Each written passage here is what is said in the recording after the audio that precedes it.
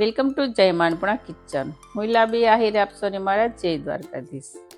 તો આજે હું તમારી સાથે શેર કરીશ સટાકેદાર લસકા ભેળ. આ લસકા ભેળ છે ને આપણે ઝડપથી બનાવીને તૈયાર કરીએ છીએ અને આ ભેળ આપણે ગમે ત્યારે બાળકોને પાર્ટી હોય અથવા તો આપણે ઘરે 5 વાગ્યાના સમયે નાસ્તામાં ખાવાની હોય કે ગમે ત્યારે ભૂખ લાગે ત્યારે આ ભેળ આપણે એકદમ ફટાફટ ઇઝીલી ઘરમાં રહેલી વસ્તુમાંથી આપણે બનાવી શકીએ છીએ.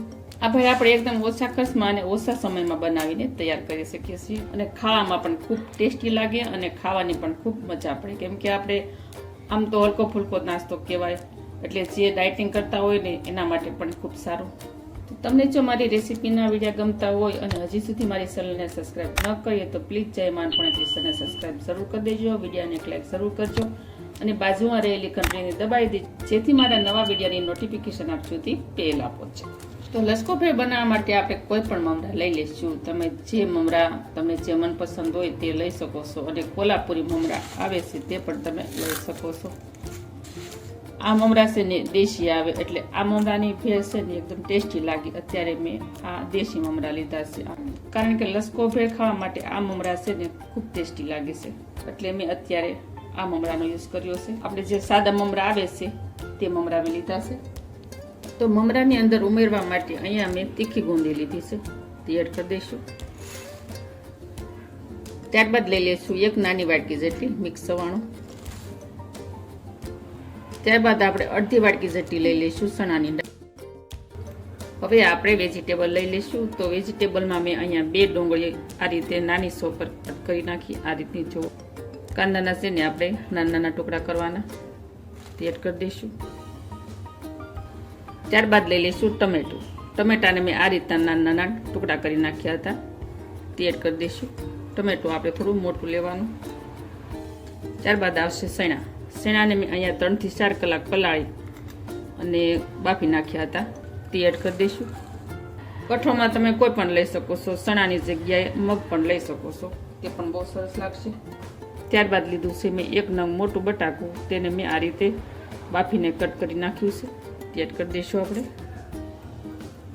અડધું લીંબુનો રસ એડ કરી દઈશું.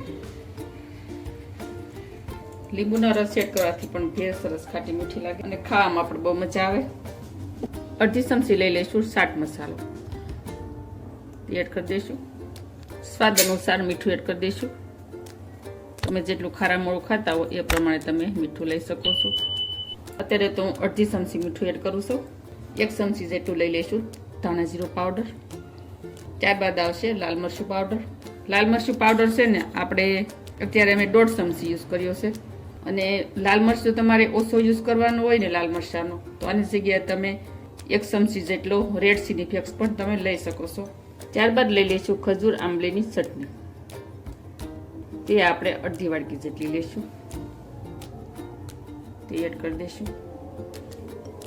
ત્યારબાદ લઈ લઈશું ટમેટા કેસપ. ટમેટા કેસપની અંદર મેં 2 ચમચી જેટલું પાણી એડ કર્યું હતું અને આપણે ટમેટા કેસપની છે ને એટલી થિકનેસ રહે ને એ રીતે આપણે ટમેટા કેસપ એડ કરવાનું, બહુ ઘાટું નહીં એડ કરવાનું. ભેળમાં એડ કરી દઈશું. ત્યારબાદ આવશે ગોળનું પાણી. ગોળનું પાણી મેં 1 ચમચી જેટલો ગોળ લઈ અને તેનું 1 વાટકી જેટલું પાણી નાખી અને તેનું ગોળ પાણી બનાવી નાખ્યું તે એડ કરી દઈશું. ત્યારબાદ આપણે લીલા ધાણા એડ કરી દઈશું. લીલા ધાણાથી પણ ભેળમાં એકદમ સરસ દેખાવ આવે.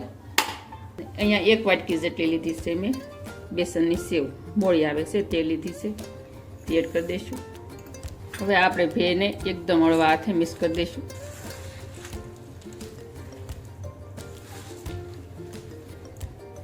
તો ફ્રેન્ડ, તમને આ ભેળની રેસીપી કેવી લાગે તે મને કમેન્ટ કરી જરૂર કહેજો અને આ રીતે તમે ઘરે ભેળ બનાવશો ને તો એકદમ લારી જેવી ભેળ બનીને તૈયાર થશે. આ ભેળ એકવાર ખાશો ને તો તમારે લારી પર ભેળ ખાવાની જરૂર નહીં પડે, એટલી ટેસ્ટી બને છે ઘરે આ ભેળ.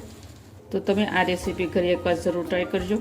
જ્યારે આપણે સર્વિંગ કરતી વખતે એવું લાગે કે થોડી ચટણી અથવા સોસની જરૂર પડે તો ઉપરથી એડ કરવાનું.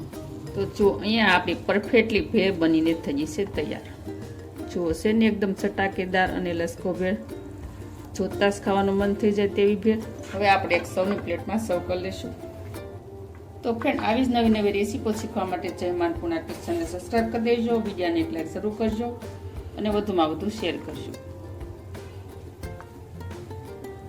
ત્યારબાદ ઉપરથી આપણે થોડા ધાણા સ્પ્રિંકલ કરી લઈશું. તો ચાલો બધાય ભેળ ખાવા આવજો. ફરી મળીશું આવી જ નવી રેસીપીઓ સાથે. ત્યાં સુધી થેન્ક યુ. જય દ્વારકાધીશ, જય સિયારામ બેન, ધન્યવાદ.